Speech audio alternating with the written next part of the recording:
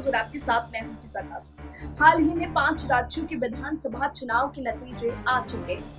इन विधानसभा चुनाव के नतीजों के साथ ही उपचुनाव के नतीजे भी जाहिर हो चुके हैं और पंचायत चुनाव के नतीजे भी अब सबके सामने आ चुके हैं। लेकिन उपचुनाव के नतीजों में जिस तरह की शिकस्त बीजेपी को झेलनी पड़ी है, वो काफी ज्यादा बीजेपी की मुसीबतों को बढ़ा रही है। इन दिनों हाल ही में आपको बताते चले कि मध्य प्रदेश से लेकर राजस्थान में हुए उपचुनाव में बीजेपी को भारी शिकस्त का सामना करना पड़ा। यहाँ 3 सीटों पर हुए उपचुनाव में बीजेपी को महज 1 सीट पर ही जीत हासिल हो सकी। हालांकि बीजेपी ने अपने दिग्गज नेताओं की फौज भी यहाँ चुनावी प्रचार में उतारी थी, लेकिन फिर भी बीजेपी को इसका फायदा नहीं मिल सका। हालांकि बीजेपी के अंदर गुटबाजी और खेमेबाजी राजस्थान से लेकर मध्य प्रदेश तक से हमेशा सामने आती रही है। इसका एक नुमाइंदगी हम इस बात को भी कह सकते हैं कि जिस तरीके से वसुंधरा राजे इस पूरे विधानसभा और उपचुनाव के नतीजों से ना ही स्टार प्रचारक के तौर पर नजर आई और न ही उनकी सक्रियता इस उपचुनाव में नजर आई। बीजेपी ने स्टार प्रचारक के तौर पर भी ज्योतिरादित्य सिंधिया को उतारा और वसुंधरा राजे को साइडलाइन करना ही बेहतर समझा। तो क्या इस चीज का खामियाजा बीजेपी को इस उपचुनाव के नतीजे में मिला? क्या है पूरा मामला, इस रिपोर्ट में देखिए। 5 राज्यों में हुए विधानसभा चुनाव के बाद उपचुनाव के नतीजे भी सबके सामने हैं।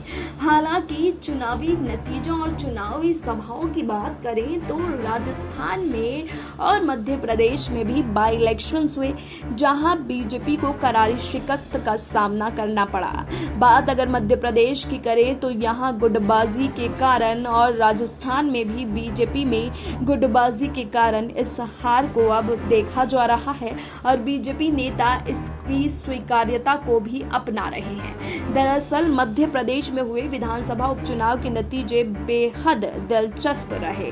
जहां इन नतीजों ने कांग्रेस को नई मजबूती दी है, वहीं बीजेपी के लिए उपचुनाव का परिणाम फिर मंथन करने वाला बना है। जानकारों की माने तो वसुंधरा राजे की चुनाव से दूरी भी एक बड़ी वजह है, जिसके चलते बीजेपी इतना बेहतर प्रदर्शन नहीं कर पाई है।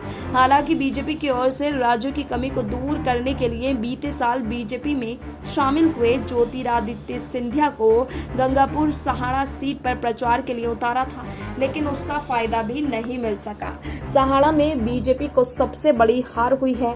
आंकड़ों के मुताबिक यहाँ 2018 के चुनाव में बीजेपी केवल 7,280 वोटों से हारी थी। इस बार हार का मार्जिन बढ़कर 42,000 का हो गया है। बीजेपी का वोट प्रतिशत भी सहाड़ा में 5% घट गया है। पुराने संबंध को नहीं भुना पाए इस बार बीजेपी के काफी ज्यादा नेता, इसका भी खामियाजा पार्टी को इस चुनाव में मिलने को मिला है। जानकारों की माने तो बीजेपी की ओर से ज्योतिरादित्य सिंधिया को गंगापुर सहाड़ा सीट पर चुनाव प्रचार के लिए बुलाने के पीछे बड़ी रणनीति बताई जा रही थी।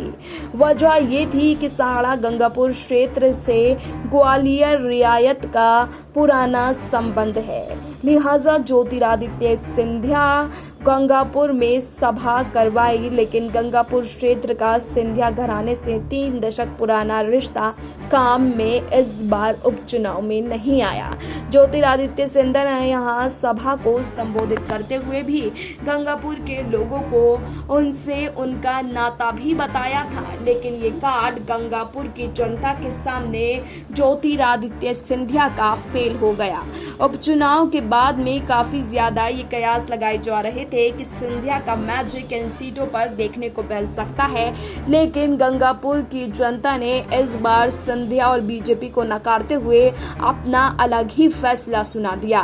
जानकारों का कहना है क्योंकि राजस्थान के उपचुनाव से पहले बंगाल चुनाव को लेकर सरगर्मियां तेज थीं, लिहाजा बीजेपी का फोकस उपचुनाव से ज्यादा बंगाल का गढ़ जीतने में रहा।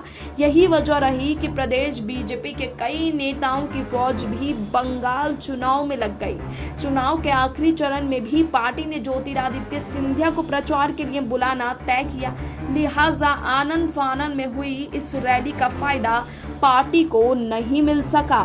सहाड़ा सीट पर इतनी बुरी शिकस्त एक बड़ा फैक्टर ये भी माना जा रहा है कि पार्टी ने लादूलाल पितालिया भी दरकिनार रखा। लिहाजा पितालिया ने जब निर्दलीय चुनाव लड़ने का फैसला किया तब भी पार्टी के साथ उनकी अनबन नजर आई। पितलिया अपनी जीत को लेकर आश्वस्त थे, वहीं उनके ऑडियो वायरल घटनाक्रम का असर भी चुनाव में देखने को मिला। जानकारों की माने तो पितलिया एपिसोड का असर भी सहाड़ा उपचुनाव में देखने को मिला है। बीजेपी के लिए खास नहीं रहे इस बार के उपचुनाव और चुनाव।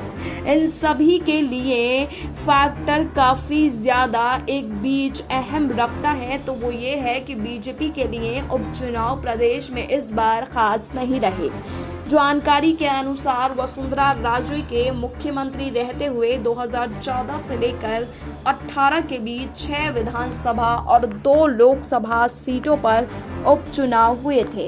उसमें से केवल कोटा, उत्तर और धौलपुर को छोड़ सभी उपचुनाव में बीजेपी सत्ता से दूर ही रही। कांग्रेस ने 2014 में हुए उपचुनाव में सूरजगढ़ व नसीराबाद सीटें जीती थी। वहीं बीजेपी केवल ये है कि क्योंकि धौलपुर वसुंधरा राजे का गढ़ है, लिहाजा धौलपुर ने पिछले उपचुनाव में इसे पूरी ताकत के साथ जीता।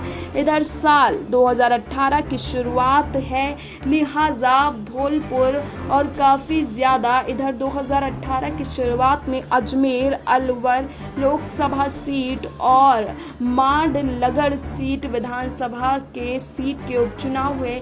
यहाँ भी बीजेपी को करारी हार मिली है, लेकिन जिस तरीके से इस बार वसुंधरा राजे ने राजस्थान से दूरी बना के रखी, इसका खामियाजा भी पार्टी को भुगतना पड़ा है।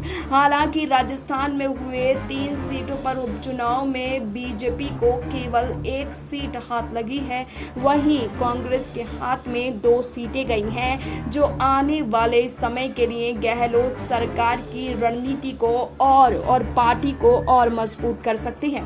लेकिन बीजेपी जिस तरीके से इस उपचुनाव में हार गई है, उसने काफी ज्यादा सवाल खड़े कर दिए हैं। उसमें से एक सवाल ये भी है, क्या ज्योतिरादित्य सिंधिया को आगे कर बुआ वसुंधरा राजे को पीछे करना पार्टी को महंगा पड़ गया है, और क्या वसुंधरा राजे की नाराजगी पार्टी के लिए हार साबित हुई है।